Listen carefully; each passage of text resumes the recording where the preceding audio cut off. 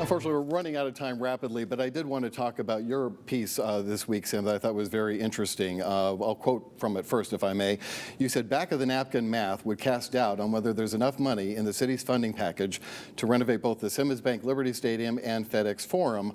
And then looking at that math a little bit, the state did give Memphis $350 million. They added two funding mechanisms that brings the total for the state or for the city to $600 million. But as you revealed in your article this week, that's not nearly enough. They really need more like $1 billion to take care of, right, FedEx Forum, the new soccer stadium, AutoZone renovation, and I don't know if it's $1 billion, Richard, and I think like it's maybe time that the city maybe says their numbers and what they need, and maybe how if they're going to need to raise more, whether they're going to raise more. But if you look at interest rates today, because all of the funding streams that are only for FedEx Forum, that state funding package included $350 million in cash, which can be used any which way, and then taxes that essentially pay down the Forum's debt today are extended and expanded.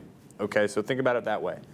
Because interest rates are so high, right, you cannot borrow against those future funding streams today the way you could, say, when the mayor was going to accelerate Memphis in early 2021 when interest rates were near zero, right?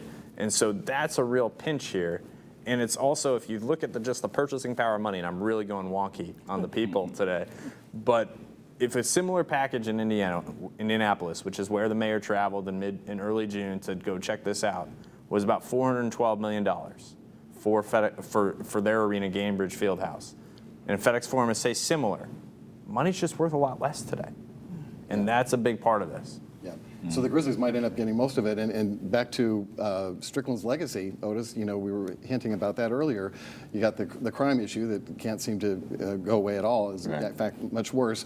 And he really wanted to leave the city with some fresh paint at the different sports venues, and that may not happen. And it may not. And it'll be one more thing that he didn't get done. But actually, as we go to the end of his tenure, I want to hear what the other mayoral candidates are saying about all of this. Find some time when you're not talking about crime to talk about this kind of money being infused into these amenities. I want to see what they have to say. I hadn't heard it.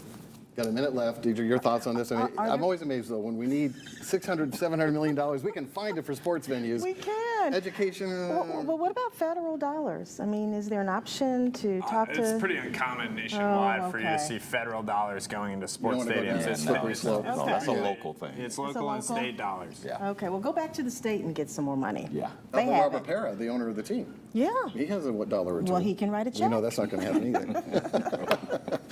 All right, well, I want to thank all of you for being here and giving us your insight on some very important topics. It was quite a news week, I think we'd all agree. And we appreciate having your input. And we appreciate you at home for being here as well. We'll see you next week for ABC24 This Week.